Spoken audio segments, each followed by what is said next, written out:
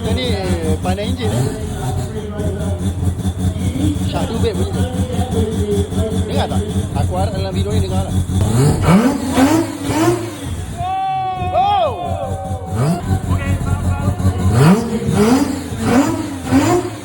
Selamat pagi semua. Jadi hari ni kita dah sampai lah.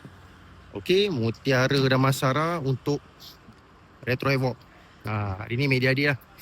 Jadi kita akan shoot beberapa video untuk menghebahkan kepada orang ramai. Nampak tu Supra ni lah. Kereta hero hari ni kan. Sebelah tu ada yang berbalut lagi.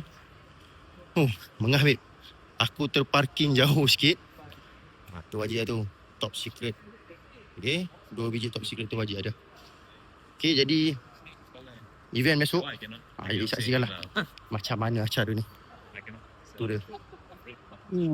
Babe. Lebar babe.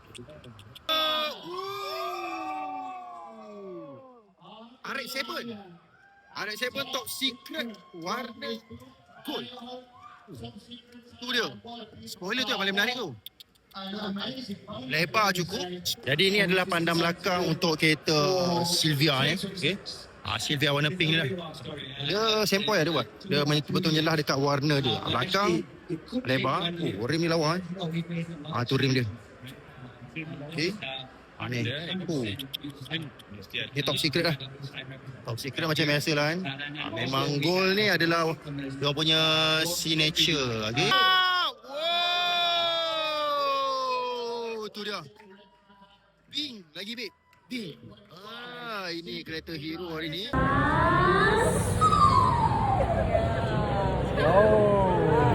Okey, jadi kita ada kereta daripada Super Sunday. Tu. Panda. Dah siap dah. Dah siap cat warna putih lah full. Dengan body kit semua ni kan. Baik. Itu sajalah media brief untuk Retro Havoc tahun ni 2026. Dan beberapa kereta aku tunjukkan.